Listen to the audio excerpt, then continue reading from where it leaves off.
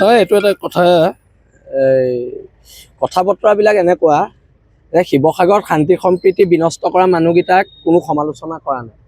সমালোচিত কেৱল জনগোষ্ঠী আৰু জাতীয় সংগঠনৰ মানুহখিনিক কৰা হৈছে। এতিয়া নাগৰিক সভা এখন নহয়, সেইখন এখন পলিটিকেল সভা। আৰু এনেকুৱা পলিটিকেল হ'বলৈ আমাক কিয় মাতিছিলে? আজি অসমীয়া যুৱ মঞ্চৰ পাপৰি বাইদেউক তাত ভাষণ দিবলৈ লওঁতে ভাষণ দিয়াত বাধা দিয়া হৈছে। নাগৰিক সভাত যদি মানুহে নিজৰ মত ব্যক্ত কৰিব নোৱাৰে, এখন ৰাজনৈতিক সভাহে চলি আছে, যুৱ দলত যিখন চলি আছে, সেইকাৰণে আমি সভাস্থলী ত্যাগ কৰিছোঁ। এতিয়া সেইদিনা ৰংঘৰ চাৰিআলিত যিটো ঘটনা হ'ল, এজন সাংবাদিকে কৈছে যে শৃংখলচলীয়ে মিছা মাতিছে। মই কৈছোঁ তাত কৈছিলে, তেওঁ নাই কোৱা বুলি প্ৰমাণ কৰি দেখুৱাওক। কথা বতৰাবোৰ এনেকুৱা। এতিয়া আমাক যে কৈছে হিমন্ত বিশ্বৰ পৃষ্ঠপোষকতাত আমি আন্দোলন কৰিছোঁ, কিবা কৰিছোঁ, এই যুৱ দলত যিখন মিটিং হৈ আছে কাৰ পৃষ্ঠপোষকতাত হৈ আছে? কোনজনৰ হৈ আছে? এতিয়া আজি ইয়াত বৈঠকত কি আলোচনা? চাওক, আমাৰ কেন্দ্ৰীয় সমিতিয়ে বীৰ লাচিত সেনা অসমৰ স্থিতিটো মই কৈ লৈছোঁ। কেন্দ্ৰীয় সমিতিয়ে ঐতিহাসিক বৰ্ডিং ফিল্ডৰ পৰা খিলঞ্জীয়াৰ সোমকাৰৰ এটা দিন আমি ধাৰ্য কৰিম। তাত হয় আমাৰ সভাপতি নহ'লে চিফ ছেক্ৰেটেৰীয়ে এই ওপৰত গুৱাহাটীৰ পৰা স্পষ্ট কৰিব, মানে দিন ঘোষণা কৰিব।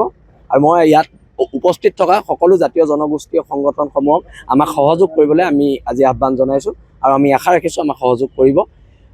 আৰু এখন প্ৰকৃত নাগৰিক সভা শিৱসাগৰত হ'ব, প্ৰকৃত নাগৰিক সভা, যিখন নাগৰিক সভাত কেৱল মাত্ৰ এটা ৰাজনৈতিক দলৰ মানুহ নাথাকে।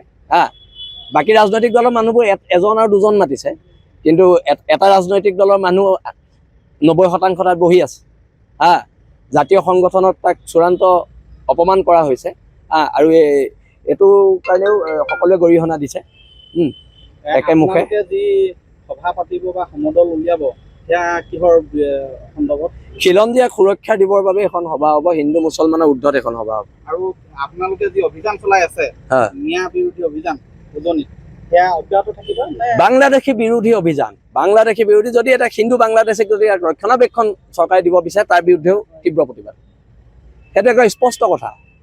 বাংলাদেশী হিন্দু মুছলমানবিলাকে এওঁলোকে কৰি আছে, যাক ভোট লাগে, আমি নাই কৰা নহয়। আৰু শিৱসাগৰ যিমান পঞ্চায়ত আছে সকলো পঞ্চায়ততে বীৰ লাচিত সেনা অসমে খিলঞ্জীয়া সজাগতা মিটিং দিব। আৰু আমগুৰিত এটা ঘটনা ঘটিল কালি, মই যাম এতিয়া। মই যাম এতিয়া আমগুৰি।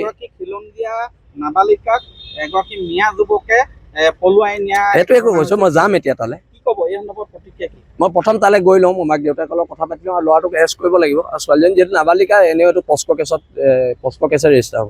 যিকোনো খবৰৰ বাবে যোগাযোগ কৰক 7099017330 লগতে 7099017110 নম্বৰত।